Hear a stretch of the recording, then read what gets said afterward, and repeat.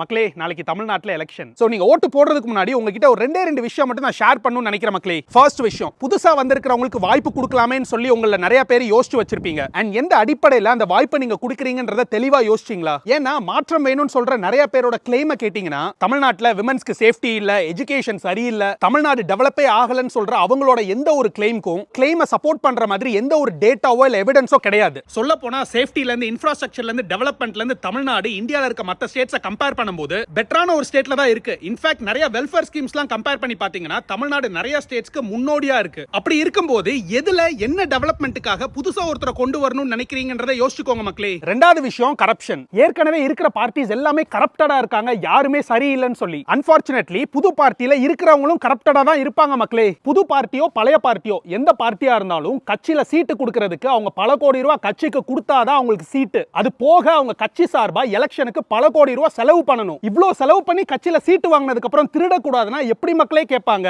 உண்மையாவே உங்களுக்கு கரப்ஷன் ஒரு பிரச்சனைனா ஒவ்வொரு தொகுதியிலும் நிறைய பேர் சுயேட்சையா நிப்பாங்க. அவங்க யாருன்னு பார்த்து அவங்கள பத்தி விசாரிச்சு அவங்களுக்கு ஓட்டு போட்டீங்கன்னு சொன்னா ஒருவேளை உங்க தொகுதியில கரப்ஷனை குறைக்கலாம். ஒரு கட்சிக்கு தான் ஓட்டு போட போறீங்கன்னு சொன்னா எல்லா கட்சியிலுமே கரப்ஷன் இருக்கு. அதை தாண்டி அந்த கட்சி தமிழ்நாட்டுக்கு என்ன பண்ணிருக்காங்க, மறுபடியும் அவங்க வந்தா தமிழ்நாட்டுக்கு என்ன பண்ணுவாங்கன்னு சொல்லி செக் பண்ணி பார்த்து மறுபடியும் எந்த கட்சி ஆட்சிக்கு வந்தா தமிழ்நாடு சேஃபா இருக்குமோ பார்த்து அந்த கட்சிக்கு ஓட்டு போடுங்க மக்களே.